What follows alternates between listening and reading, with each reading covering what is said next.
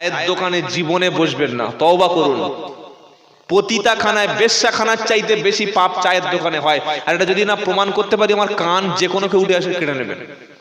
কি কথা বলেছি বুঝতে পেরেছেন? কত বড় কথা বলেছি আমি। পতিতাখানা দেহ ব্যবসায়ীরা যেখানে থাকে তার চাইতে বেশি পাপ চায়ের দোকানে চলছে। কি রকম? নবী বললেন, আল গীবাতু আসাদু মিনাজ জিনা। কোন মানুষের পিছনে তার অসাক্ষেতে, তার পিছনে তার দোষের কথা, তার পিছনে সমালোচনা করা হলো জিনা ব্যভিচারের চাইতে বেশি বড়। বললেন সাহাবা, দুটি কবর সামনে দেখতে পাচ্ছ, ওই দুটি কবরে আযাব হচ্ছে। সাহাবারা জিজ্ঞাসা করলেন, ইয়া রাসূলুল্লাহ, ইয়া হাবিবাল্লাহ, কি কারণে কবরে আযাব হচ্ছে? আমার নবী সেদিন দুটি কথা বলেছিলেন।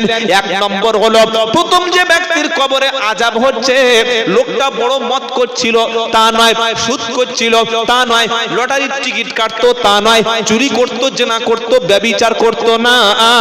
লোকটার মধ্যে ছোট্ট একটা পাপ করত, যে কাজটা হচ্ছে মানুষের পিছনে গীবত করত। কিছু মুসলমান ছেলেকে বলুন যে ভাই চল মসজিদে যাই, ও প্রথমে কাপড় ধরে বলবে, হুজুর সব ঠিক আছে কিন্তু কাপড়টা নাপাক। কি বলবে? যদি বলো সব ঠিক আছে কাপড়টা নাপাক, আপনি এখন চলুন। এখন যত ছেলে পাড়ায় ঘুরছে সব ফেসবুক নিয়ে, ওই ইউটিউব নিয়ে, টিকটক নিয়ে পড়ে আছে, অনলাইন গেম নিয়ে, চলুন প্রথম অজুহাত দেবে কাপড়টা নাপাক। অথচ মুসলমান কোনোদিন নাপাক থাকে? নাপাক কুকুর থাকে, নাপাক শুকর থাকে, নাপাক গাধা থাকে, নাপাক জানোয়ার থাকে। কারণ জানোয়ারের পেশাব করে পানি নেওয়ার কোনো সিস্টেম নাই, কুকুরের পেশাব করে কুলুপ করার সিস্টেম নাই, শুকর কোনোদিন গোসল করে না, কুকুর কোনোদিন পেশাব করে পানি নেয় না, উজু গোসল নাই। কারণ আল্লাহ তাকে শিক্ষা দেয় নাই, সে নাপাক।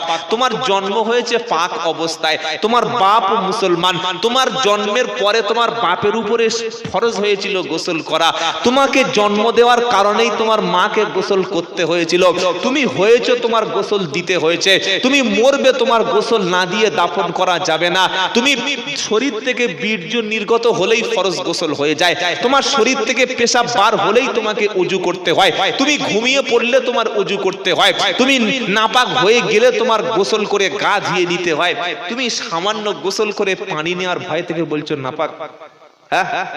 তাহলে তুমি কুকুরের ভাড়াবাই হয়ে যাওনি? ভেবে দেখো কথাগুলো। এই বাবাজিরা, সোনালালেরা, মুসলমান কখনো নাপাক বলবেন না। আল্লাহর নবী একদিন কবরের পাশ দিয়ে যাচ্ছিলেন, এই হাদিসটা আজকের সন্ধ্যায় পড়লাম, স্মরণে এলো। একজন খালি উঠে দাঁড়িয়ে বলুন যে আমি চায়ের দোকানে যাই, মোড়ের মাথায় যাই, মুখ থেকে একটা শব্দ খরচ করি না, কারণ নামে কোনো কথা বলি না, খালি যাই ঢকঢক করে গলায় ঢুকিয়ে খেয়ে এসে চলে আসি। দাঁড়িয়ে বলুন, পারবেন? একটা চা খাচ্ছে, গোটা পাড়ার লোকের চরিত্র, তার বউয়ের চরিত্র কেমন, ছেলের চরিত্র কেমন, সব কিছু বলতে বলতে বলতে বলতে কয়েক ঘন্টা পার করে গীবত করে করে, মানুষের দোষ ত্রুটি মানুষের উলঙ্গ করে, একদম মানুষের পোস্টমর্টেম করে, মুখটুক মুছে বলছে ভাই চল, অনেক দেরি হয়ে গেছে, 9টা বাজে, চল। কি আপনি যার পিছনে গীবত করেছেন, যার সমালোচনা করেছেন, তার কোনো ক্ষতি হয়নি, তার লাভ হয়েছে। উল্টে কি লাভ? আপনার নেকিগুলি তার চলে গেছে, তার গুনাহগুলি আপনার ঘাড়ে চেপে গেছে। আল্লাহ যেন আমাদের গীবতের হাত থেকে হেফাজত করে, বলুন আমিন। নবী বলেছেন, দুটি জিনিস তোমরা আমাকে বলো যে মুখ দিয়ে কখনো গীবত করব না, মিথ্যা বলবো না, কষ্ট দেব না, আর তোমার লজ্জাস্থান দিয়ে কখনো অপব্যবহার করবে না, আমি নবী তোমাদের জান্নাতে যাওয়ার জন্য জামিনদার হয়ে যাব। সুবহানাল্লাহ। জবান হেফাজত করবেন, কোন দিন কোন মানুষের কখনো সমালোচনা করবেন না, কখনো না। যদি কেউ সমালোচনা করে তবে ভাই চল এখানে বসা যাবে না, সঙ্গে সঙ্গে মজলিস ত্যাগ করবেন। বর্তমান চায়ের দোকানে যে নোংরামি, যে গীবত চলে, যেরকম বাজে কথা চলে, পৃথিবীর পতিতাখানায় ওই পাপ হয় না যেটা চায়ের দোকানে হয়।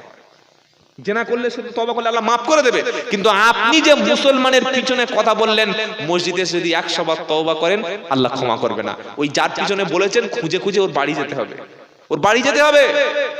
ভাই তোর পিছনে যা বলেছি না, মাফ করে দিস, আজ জীবনে বলবো না, ও যদি ক্ষমা করে তবে আল্লাহ মাফ করবে। এটা হচ্ছে হকুল ইবাদ, বান্দার হক। দুটো হক আছে, নামাজ আল্লাহর, রোজা আল্লাহর, হজ আল্লাহর, জাকাত আল্লাহর, টাকা খেয়ে ফাঁকি দেওয়া, দোকানে বাকি নিয়ে সে রাস্তা ছেড়ে দিয়েছে, এরকম মুসলমান আছে না নেই? কথা বলে না? জমি চাষ করবে, ট্রাক্টর দিয়ে ভালো করে চাষ করে নিয়ে 2000 টাকা বিল হয়েছে, 500 টাকা দিয়ে আর ঘরে নেই, ও কোথায় চলে গেছে? দোকানে খাচ্ছে, বলছে ভাই দে না, রবিবার দিয়ে দেবো, খেয়ে খেয়ে খেয়ে 13,000 টাকা যখন বাকি হয়েছে, হালকাতার দিন 3000 টাকা দিয়ে বলছে আমার কিডনি খারাপ হয়ে গেছে। মিথ্যে কথা বলছে, আমার সুগার এসে গেছে। দোকানে বাকি দিলে তখন কোনো না কোনো ঝামেলা হবে। কাজ করেছে লোক, পয়সাটা দিয়ে দে, পয়সাটা দিয়ে দে, পয়সা দেয় না কেন? কালকে দেবো, তারপর দিন দেবো। এরকম স্বভাব কেন আমাদের? এই স্বভাব যেন আমাদের মধ্যে না আসে। কাজের লোক কাজ করেছে, পয়সাটা ফেলে দে। ইসলাম বলছে কাজের লোকের শরীরের ঘাম শুকানোর আগে তার হাতে তার পারিশ্রমিক দিয়ে দাও, তবে তুমি ভালো মুসলমান, তবে তোমার দাড়ির দাম আছে, তবে জবানের দাম আছে, তবে জিকির করলে কবুল হবে, তবে হজ করলে হজ কাজে লাগবে, তবে কুরবানি দিলে কুরবানি কাজে লাগবে। লোকের ফাঁকি দিয়ে খেয়ে, লোকের পকেট মেরে, লোকের জমির আল ঠেলে আর তুমি হজে গেছো? কবে থেকে চিটিংবাজি করেছো বলো? সারা জীবন বোনের সম্পত্তি ফাঁকি, বেটির সম্পত্তি ফাঁকি, বড় ভাই জমির জায়গাগুলো সব নিজের নামে দলিল করে নিয়ে। সেদিন একটা লোক আমার বলছিল, কোথায় জানো ভুলে যাচ্ছি, 13 লাখ টাকার জমি দেয়নি ছোট ছোট ভাইদের। কত বড় বেঈমান চিন্তা করে! একদম ওই বারাইপুর শহরের কাছে এক কাঠা জায়গার দাম 5 লাখ টাকা, 6 লাখ টাকা, 13 লাখ টাকার জমি বড় ভাই নিজের নামে লিখে নিয়েছে, দেয়নি ছোট ভাইদের। এই লোক যদি 4 বার হজ করে, আল্লাহ ছেড়ে দেবে তো? ছাড়বে না। এটা হকুল ইবাদ, বান্দার হক। কোন মানুষের যদি পিছনে কথা বলেন, হাত ধরে ক্ষমা চেয়ে নেবেন, বলেন ইনশাআল্লাহ। সে লোক যদি মারা যায়, কবরের জিয়ারত করে কিছু দান সদকা করে দেবেন, ক্ষমা করবেন কে? নবী বললেন এই লোকটি তেমন কোনো পাপ করত না, এর পাপ ছিল গীবত করা। আল্লাহ পাক এর জন্য তাকে শাস্তি দিচ্ছে। আল্লাহর নবী সাল্লাল্লাহু আলাইহি সাল্লাম বলেন, দ্বিতীয় যে ব্যক্তির কবরে আযাব হচ্ছে, ওই আযাবের কারণটা অন্য কিছু না। লোকটি পেশাব করত, পেশাব করে মাঝে মাঝে পানি নিত, মাঝে মাঝে নাপাক অবস্থায় থেকে যেত, খেয়াল করত না। যুবক তোমাদের পায়ে ধরে বলছি, আমিও তোমাদের মতো যুবক, আমি আব্দুল্লাহ জুবায়ের বলছি, আমি ইচ্ছা করলে দাঁড়িয়ে পেশাব করতে পারি, আমি ইচ্ছা করলে তোমাদের মতো জিন্সের প্যান্ট পরতে পারি। তুমি যখন প্যান্ট পরেছো, প্যান্ট পরা শরীয়তে হারাম না, তবে এমন একটা প্যান্ট তুমি কেন পরবে যে প্যান্ট পরলে তুমি বসে পেশাব করতে পারবে না? এমন একটা প্যান্ট তুমি কেন পরছো যে প্যান্টটা পরলে তোমার প্যান্ট, ওই প্যান্টটা পরে ওযু করে 2 রাকাত নামাজ পড়লে পিছন ফেটে যাবে? টাইট, এই টাইট প্যান্ট শরীয়তে হারাম। প্যান্ট পরা তো ঢিলেঢালা হারাম, কেউ ফতোয়া দেয়নি। অনেকে বলে এটা ইহুদিদের পোশাক। এই চশমাটা কারা? ইহুদিরা পরে না? কথা বলে না? এই মোবাইলটা ইহুদিরা, মোবাইল তো তৈরি করেছে ইহুদি খ্রিস্টান, এটা তাহলে ছুঁড়ে ফেলে দে। এই মাইক তো, মাইককে তৈরি করেছে দাদা হুজুরের কথা বলে নাকি, না বসিরহাট হুজুর? কথা বলে না? না বড় পীর আব্দুল কাদের জিলানী, না খাজা বাবা? মাইক তো ইহুদিরা তৈরি করেছে, এটা ফেলে দে, ছুঁড়ে দে, মুখে অস্ক করতে পারবি? পারবি না। তাহলে ইহুদিদের ফট করে বললে হবে? প্যান্ট যদি কেউ গাঁটের উপরে তুলে পরে, একদম ঢিলে ঢালা পরে, ওযু করতে পারবে, নামাজ পড়তে পারবে। কি হারাম বলেছে? শরীয়তে হারাম হওয়ার জন্য একটা কঠোর ফতোয়া লাগে। যদি বলেন প্যান্ট পরা হারাম, শার্ট পরা হারাম, তো সৌদি আরবে যারা পুলিশ, এই অন্যান্য মুসলিম 57টাতে যারা পুলিশ, লুঙ্গি পরে আসামি ধরতে যাবে? কথা বলে না? এই লুঙ্গি পরে আসামি ধরবে? বর্ডারে যারা ওপারে, বাংলাদেশে বিজিবি বর্ডার গার্ড বাংলাদেশ, আমাদের দেশে বিএসএফ বর্ডার সিকিউরিটি ফোর্স, তা বাংলাদেশের বিজিবি বর্ডার গার্ড যারা, ওরা লুঙ্গি পরে চোর ধরতে পারবে? ফট করে ফতোয়া দিলে হয়ে গেল? তবে হ্যাঁ, যদি কেউ টাইট প্যান্ট পরে, যেটা পরলে শরীরের সঙ্গে মিলে মিশে যায়, ওই প্যান্ট পরা শরীয়তে হারাম। যদি কেউ গাঁটের নিচে পোশাকটা ঝুলিয়ে প্যান্ট পরে, এই প্যান্ট পরাটা শরীয়তে হারাম।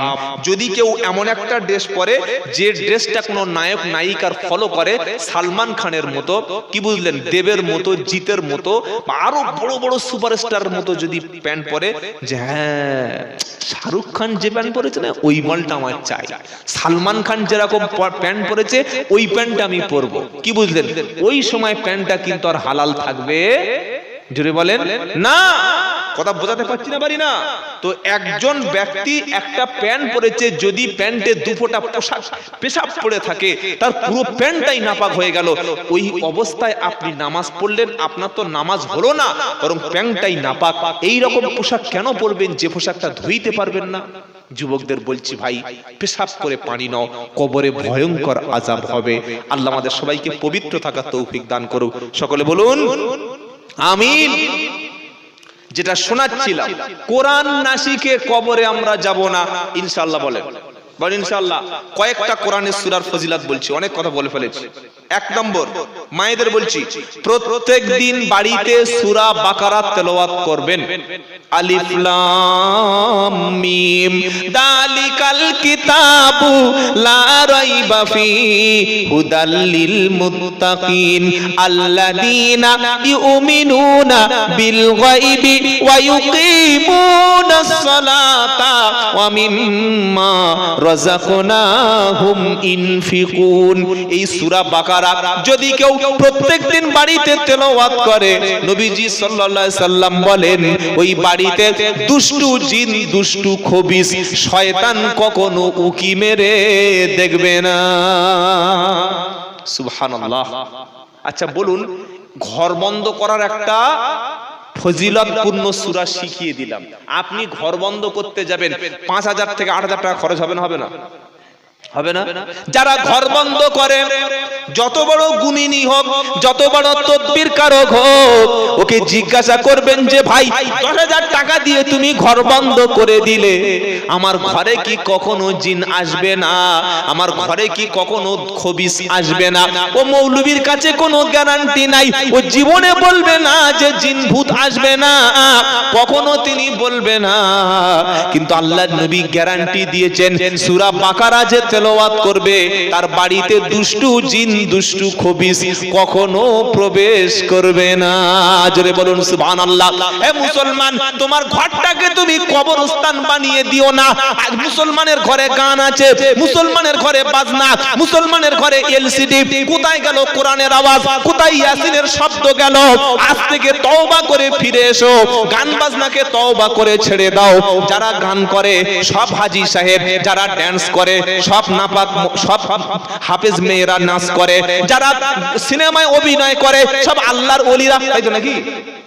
তওবা তওবা আস্তাগফিরুল্লাহ। পতিতা বেশ্যা মহিলারা, চরিত্রহীনা মহিলারা, বিয়ের আগে মা হয়, বিয়ের আগে মা হয়, বিয়ের আগে বাচ্চা হয়, এই সমস্ত মহিলারা সিনেমার নায়িকা। এরা হলো তোমার ওই কাস্টমার, যেটা টেলিভিশনে তুমি দেখছো। সন্ধ্যাবেলা যে সিরিয়ালটা তুমি দেখছো, ওই সিরিয়ালের তারকারা হচ্ছে তারা।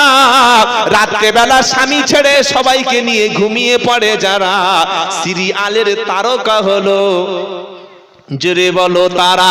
তাদেরকে টাকা দিয়ে তোমার ঘরে সন্ধ্যাবেলা 2 ঘন্টা চালিয়ে রেখেছো। যে কোরআন জান্নাতের টিকিট, যে কোরআন তোমার হাতে থাকলে তোমার শরীরে আগুন লাগবে না, ওই কোরআনটা তুমি ধুলোর মধ্যে ফেলে রেখেছো, ওটা কখনো হাতে তুলে দেখছো না। বুঝতে হবে তোমার ঘরটা পতিতাদের আড্ডাখানা হয়ে গেছে।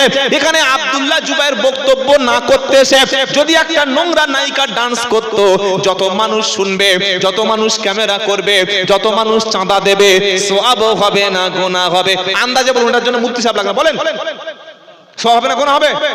শুধু ছোট গুনাহ না, বড় গুনাহ, কবিরা গুনাহ হবে। এই জায়গায় ডান্স করালে, এই জায়গায় গান বাজনা করালে, 1 টাকা চাঁদাও দিলে কবিরা গুনাহ হবে। এই সাধারণ জ্ঞানটা সবার আছে না নাই? জোরে বলো। এই জ্ঞান যদি থাকে, তাহলে তোমার বাড়ির মধ্যে কিভাবে মুসলমানের ঘরে টিভি ঢুকলো, কিভাবে ওখানে এলসিডি ঢুকলো, কিভাবে সিরিয়াল সেখানে চললো, তোমার ছেলের হাতে মোবাইল ধরিয়ে দিয়েছো, 300 টাকা রিচার্জ করে দিয়েছো, সন্ধ্যাবেলা হাতে কোরআন তুলে দাও না। ছেলে বসে বসে বসে বসে যত রকম নোংরামি সব দেখছে, এ পাপের ভাগ তোমাকে হতে হবে। তাই আমি আব্দুল্লাহ বলে গেলাম, না, বাড়িটাকে পাল্টে দাও, গোরস্থান আর বানিও না। সন্ধ্যাবেলা তুমি তোমার বাড়িতে আল্লাহর কালাম সূরা বাকারা তেলাওয়াত করব। বলুন ইনশাআল্লাহ। ঘর বন্ধ দোয়া শিখিয়ে দিলাম।